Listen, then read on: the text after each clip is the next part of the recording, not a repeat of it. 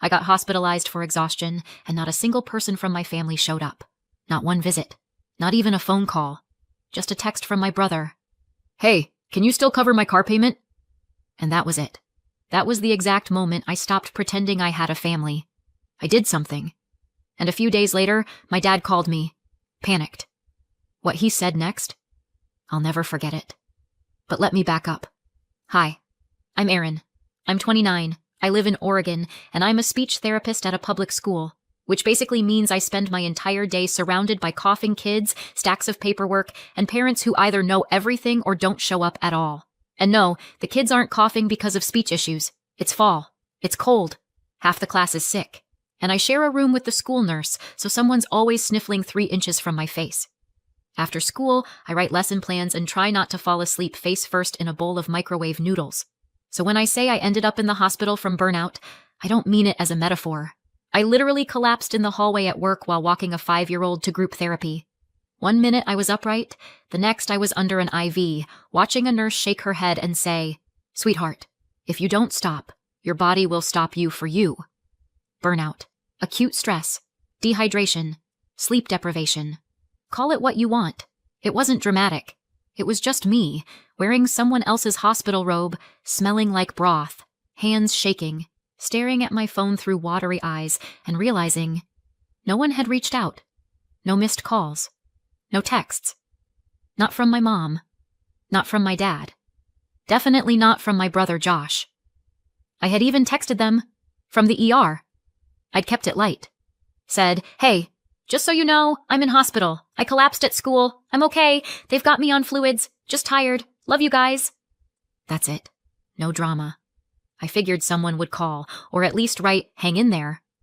The group chat stayed dead silent, like an abandoned bus station at night. 3 hours later, my phone buzzed. I actually got a little hopeful. Maybe mom? Maybe dad? Nope. Just Josh. A single sad face emoji, and then, "Can you still pay the car thing?" "No. Are you okay?" "No, that sounds scary." Just the car thing. Like me collapsing in public with some unfortunate hiccup in his monthly billing cycle. That's when it hit me. Cold and fast. Like someone cracked open my ribs and let the wind in. I wasn't a sister. I was a payment plan with a pulse. The thing is, you kind of know when you're being used. But until you say it out loud or admit it to yourself, you can still play pretend. I'd been pretending.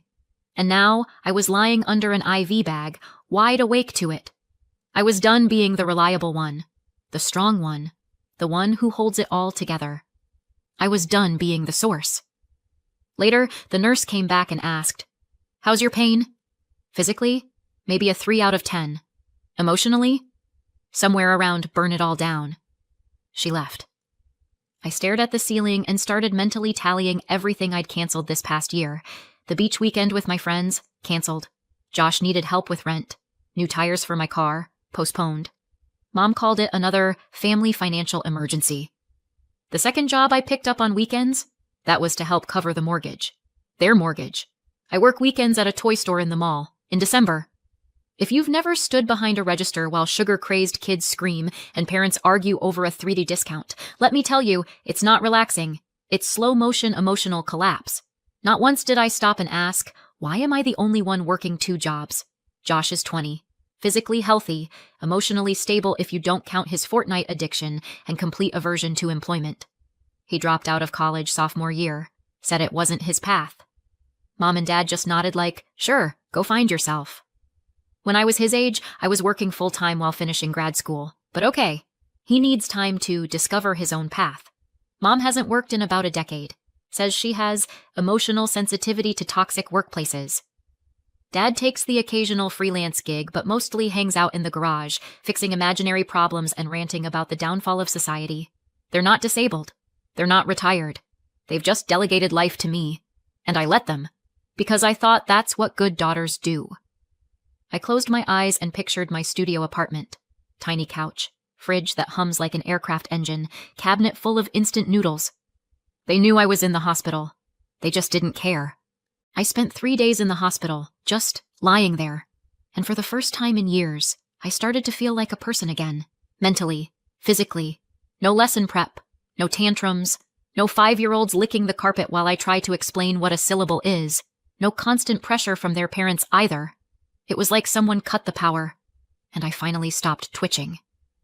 On the 4th day, a nurse came in with my discharge papers. She gave me that soft, tired smile I'd come to recognize and said, "Try to rest. No work for at least a week. Doctor's orders." I nodded. I didn't tell her I'd already gotten an email from my side job asking about a missed shift, or that I was still worrying whether I'd be able to afford the prescriptions they sent me home with. During those 3 days, my phone lit up with 11 messages from my family. Not a single one said, "How are you?" or "We're worried." Just reminders, tasks, needs. From Dad, "Don't forget about the mortgage." And a few hours later, "Bill came in, due by Friday." From Mom, "There's a cute sweater on sale. Can you send me $50? And the next day, "Do you remember where you got that blender? Ours broke. Can you send a link?" From Josh, a Venmo request that said, "Bless you, sis," and a laughing emoji. Then another, "Mom said you're not answering. You good? Just send it if you're busy." And a few more. Stickers. Memes. Actual memes. They knew I was in the hospital, and the only things they could think to message me about were bills, blenders, and sweaters. Plus one sad face emoji. I didn't cry. I laughed. Out loud. In the hallway. One of those dry, cracking laughs that start deep in your chest and sound borderline unhinged. The nurse turned around to look. I waved her off. I didn't text back. Didn't call. Didn't try to explain or argue. Instead, I opened the Notes app on my phone and typed one sentence. "They don't love me. They depend on me." Then I curled up on the stiff hospital mattress and cried. Maybe from exhaustion. Maybe from that sharp, aching grief you only feel when you realize something you've been hoping for your whole life, like a family who genuinely loves you, just doesn't exist. And never did. That was the moment. The end. I made a decision. I came home, drained. Bags under my eyes, a prescription bag in my hand, and a long list from the doctor of things I was absolutely not supposed to do. The fridge was humming like an old washing machine. Usually that drives me crazy. But that night, the low, steady noise actually felt comforting. Because it was mine. And unlike everything else, it didn't want anything from me. My phone, on the other hand, kept buzzing. Messages, bills, reminders, business as usual. I made coffee, sat down by the window, and for the first time in what felt like forever, I just sat. Did nothing. Well, not nothing. My mind kept spinning. I started thinking about something my mom said to me when I was 10. Josh had woken up in the middle of the night crying. Again. Mom came into my room and said, "Erin, honey, be a sweetheart and rock him for a bit. Mommy has a migraine, but you're the grown-up one. You've got this." I remember feeling weirdly flattered. I was the grown-up one. I could handle it. That phrase stuck. It became the soundtrack of my childhood. At 11, I was the one putting Josh to bed every night. My parents would go, run to the store, or grab a quick dinner, which sometimes turned into midnight. Josh would scream for Mom. I'd hold him in my pajamas, crying silently while trying to calm him down. But I was the grown-up, right? I'd handle it. By 13, I was picking him up from daycare, bringing him home, making him mac and cheese because Mom's too drained and Dad's brain is fried from work. Josh didn't have homework yet, but I had to read to him.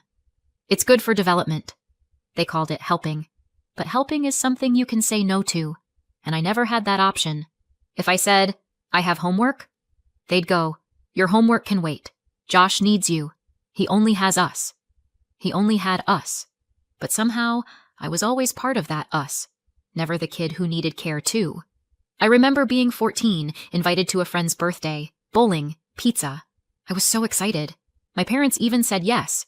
Then that morning, Mom said, "Look at Josh. He's running a fever. You wouldn't leave me alone with a sick child, would you?" And just like that, I stayed home. Later, I watched the birthday pictures go up online while Josh yelled at me because the soup was too hot. It wasn't his fault. He was just a kid. But so was I. No one seemed to notice. Trying to clear my head, I started cleaning my place. Decluttering. And I found this old box of childhood stuff. Photos, drawings, some little things I'd saved. One photo stopped me cold. Me, 10 years old, kneeling on the kitchen floor with a rag in hand. I remembered that exact day. Mom said guests were coming. Josh was napping, so I couldn't vacuum. You'll wake him. She went off to get ready. Dad was in the garage, and I was scrubbing the floors in socks, hands raw. You're the grown-up one. You understand. At one point, I even asked, why doesn't Josh help clean? Mom blinked and said, he's a boy, and he's younger. Don't you get that? Years later, when Josh dropped out of college, I paid the rest of his dorm fees, told them it was the last time. A month later, Mom texted, he wants to take a design course. It's only $300. Could you? And yeah, I paid that too. I kept telling myself this was temporary, that my parents were just tired, that they struggled with life, that they needed support, that if I just held everything together long enough, if I kept being helpful and selfless and kind, one day they'd finally say it. We're proud of you. They never did. What I got instead, you're working again? You're so strong. You've got stability. We don't. Things come easy for you. Josh has it harder. Sometimes I tried to hint that I was tired, that it was getting too much, but every time the conversation turned into the same predictable guilt trip. So what, you're just gonna abandon us now? You're being dramatic. Ungrateful, that's what you are. We raised you, and now you can't even help? So I'd shut up, swallow it, keep working, until the hospital. Lying there, hooked up to an IV, I realized something I hadn't let myself admit in years. I didn't have to carry all of this. I pulled out a notebook and started writing, just so I wouldn't forget. How much I sent them every month, what bills I covered, what things I bought, how many times I said no to myself, my life, my needs, just to keep them comfortable. By the time I finished that list, it hit me. I could have been living in a decent apartment. I could have taken a real vacation. I could have, I don't know, lived like an actual human being. Instead, I gave everything. And the only thing I got back was, can you send a little more? Not this time. I was done pretending they didn't know what they were doing. Done letting them drain me like a bottomless ATM. And definitely done paying for Josh's damn car. My phone kept buzzing nonstop. I finally picked it up. 23 unread messages. I took a deep breath and started reading. I hadn't replied, so the tone was shifting, fast. At first, they were pretending to be concerned. Mom wrote, "Sweetheart, how are you? I'm worried. Please text me." Almost sweet. Almost real. A few hours later.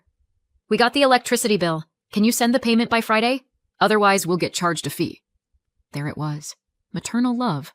Over in 2 texts. Josh, as usual, went full drama mode. If you died, could you still cover my car payment? LOL. And then, no, seriously, I need it by the day after tomorrow. About half an hour later, a short, irritated one from Dad. "Aaron, where are you? Your mother's worried. Don't you have any decency?" I stopped reading after that. Had to protect my sanity. Turned the phone off and tried to sleep. Didn't go well. My thoughts kept me up. Heavy. Sad. Spinning in circles. I woke up with a splitting headache and eyes that felt like sandpaper. Just stared at the dark screen of my phone, sitting silent all night. Eventually, I turned it on, just in case something was urgent.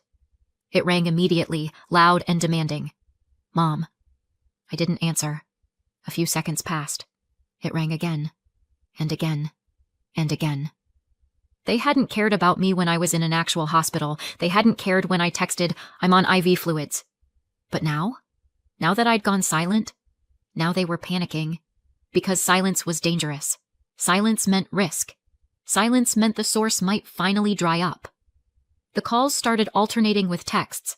The last one from Dad read, "Aaron, what's wrong with you? Why aren't you responding? You didn't forget the mortgage, did you? It's due on Thursday." And that was the moment. I finally did what I should have done a long time ago.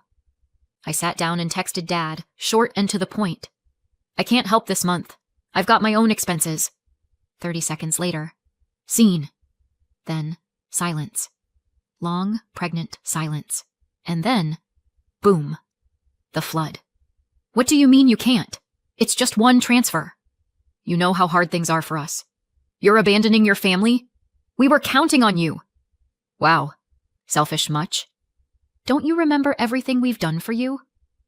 I read each one and felt something harden inside me, like I'd been soft clay for years, moldable, warm, helpful. And suddenly, I was concrete, cold, set, unbreakable. I didn't cry. Not anymore. I just knew. I wasn't on their leash anymore. Typed out a final reply. I don't owe you. And hit send. Then I turned off my phone. No drama. No explosions. Just off. I grabbed my coat and walked outside. No plan. No destination. Just air. Eventually, I ended up at a little home goods shop near my apartment. One of those places I always walked past thinking, later, after payday, after I cover their bills, after Josh gets his life together, after. But this time, no later. I picked up a big ceramic mug, deep green, thick-walled with a golden rim, heavy in my hands, solid, real. And I thought, I deserve to drink from a good mug, not a chipped one from my parents' kitchen, not some giveaway from a conference. A real mug, for me, because I want it. Then I walked into a jewelry store. Simple silver earrings, no gems, no flash, just clean lines. I put them on and, for the first time in a long time, I felt pretty. Not for anyone else, just for me. It wasn't retail therapy, it wasn't revenge shopping. It was a homecoming. To myself. When I got back, I turned my phone back on. I finally felt ready to look at the new messages. 22 missed calls, 8 voicemails, emails, guilt trips, threats, jokes that weren't funny, pressure dressed up as concern. Dad. You have no idea what this is doing to us. Mom. I thought you were better than this. I was wrong. Josh just sent one message. Wow, seriously? You're really cutting us off? I sat down at the kitchen table, pulled out my notebook, and opened to that page. The one with all the numbers. Everything I'd paid. When, for what, and for whom. Mortgage for my parents, utilities, insurance, Josh's car, his online courses, holiday gifts, dinners, their emergencies. I totaled it all again. Over the past 3 years, I could have bought a used car, or put a down payment on a place of my own. And then, at the bottom of the list, I wrote, starting this month, dollars. Big, bold period. Then I exhaled. After all those calls and messages I ignored, there was finally silence. For 2 whole days, my phone didn't buzz once. No reminders about bills, no passive-aggressive texts, no sticker spam in the family group chat. Just peace. And honestly, it was glorious. I even started wondering, maybe they got it. Maybe they finally understood. Maybe they were giving me space. Yeah. Right. On day 3, my dad called. He never calls. Usually it's just quick texts, no fluff. But this time, ringing. I didn't pick up. 10 seconds later, a message popped up. Pick up. Urgent. Mom's not well. My stomach dropped. The phone rang again. I answered. Aaron? Finally, he said, voice shaky. I don't know how to tell you this. Your mom had a bad episode this morning. We called an ambulance. The doctors said it was stress-related. Her blood pressure spiked. Her heart. She could barely breathe. We were terrified. I stayed quiet. This is because of you, he added, more quietly. She's been so worried. You disappeared. You weren't answering. We didn't know what was going on. She thought she lost you, that you walked away from us. We all love you so much. I wanted to say, where were you when I was in the hospital? But he didn't give me the chance. She's still not doing well, he whispered. She's pale. Says her chest hurts. I don't know. If you want to see her alive, please, come. Tell her you're not mad. Tell her you haven't left. Then he hung up. I dropped the phone on the bed and started throwing clothes on. My head was spinning. That phrase rang in my ears. If you want to see her alive. Mom had always been the fragile one. Always something. Blood pressure, migraines, mysterious symptoms. And I always believed her. What if this time it's real? Hospital? Home? I didn't ask. I just drove. They met me at the door. Dad opened it himself, like he'd been waiting. Mom was in bed, in a dim room with the curtains drawn. It smelled like medicine and something sour. She looked tired, small, like she'd been through something. Barely speaking. Josh sat at the edge of the bed, quiet, serious, playing the doting son. Mom looked up and whispered, Aaron, I'm so glad you came. I sat next to her and held her hand. My eyes burned, because no matter what, she's still my mom. and she looked like something had really happened. She whispered. I got so scared. I had a dream that you left us. I didn't say anything. I'm sorry if we were unfair to you, she said. It wasn't out of malice. We love you so much. When you stopped responding, it was terrifying. It all seemed so believable. Too believable. I started second-guessing everything. Maybe I had overreacted? For the next few days, I came over every evening, helped around the house, cooked, grabbed groceries. Mom mostly stayed in bed, and everyone spoke in hushed tones. Sometimes she got up, but not for long. Said she felt dizzy. I bought her a new blanket. Soft gray, like a cloud. Something cozy, something nice. Then I ordered her fluffy slippers. I wanted to take care of her, do something kind. No one asked about money, but Mom did mention, offhand. The new meds are expensive. Insurance doesn't cover all of it. But it's fine. We'll manage. I sent $120 for the medication. Dad said, Thank you. Hopefully she gets better soon. A few days later, the washing machine broke, Mom said, barely above a whisper. I don't know how we're going to do laundry now. So I sent $400 for a new one. Just like that, I was back in my old role. Helpful, supportive, convenient. Everything felt almost normal again. Just quieter, more tense. Then one evening, as I was doing the dishes in their kitchen, I couldn't hold it in anymore. Why didn't you come when I was in the hospital? I asked. You didn't even text. I waited. Mom looked down. Didn't say a word. Dad stepped into the room. I twisted my ankle, he said. Really bad. Couldn't walk. And your mom couldn't leave me alone. We were worried, truly. It was just the situation. You understand, right? Yeah, I understood. I'd been understanding my whole life, and the next day, everything fell apart. I stopped by the bakery near my apartment to grab some rolls. On the way out, I ran into Mrs. Parker, my parents' upstairs neighbor.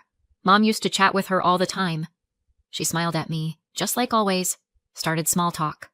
I smiled back, nodded politely. Then she asked, So, how's your mom doing? She's doing better, I said with a soft smile. She raised an eyebrow. Oh? Was she sick? I froze. Hope it wasn't anything serious, she went on before I could answer. Funny though, I saw her just last Friday. She looked great, all bright and chipper. We ran into each other by the makeup aisle. I asked if she had a special occasion, and she just laughed and said, Finally, a day off for myself. And now she's sick? I blinked. Friday? I asked. Evening? Yep, around 6. The place was packed. Friday. The very same Friday she supposedly had a severe episode. The day I rushed to their house and sat by her bed while she clutched her chest and whispered like she was on her deathbed. Pale, weak, barely speaking. I left around 5. And she, got up, changed, and went shopping? In a daze, I drove straight to my parents' place. Maybe Mrs. Parker got the day wrong. Maybe she confused my mom with someone else. Maybe it was all just a coincidence. They couldn't have actually done something so low, so manipulative. I showed up like normal, didn't say a word, acted like everything was fine. That evening, while I was putting away dishes in the kitchen, I heard Josh talking on the phone in his room. Whew, that was close. I really thought she was gonna cut us off. He laughed. But nope, she came back. Mom should have gone into acting seriously. Even I believed her. We pulled it off like a movie. I stopped. Just stood there in the hallway, listening to my brother, the same one I rocked to sleep as a baby, mocking me, laughing about how easy it was to reel me back in. Mom, Dad, Josh, all of them, in on it. A performance, a setup. And me? Back in my usual role. Provider, fixer, the good daughter with the open wallet.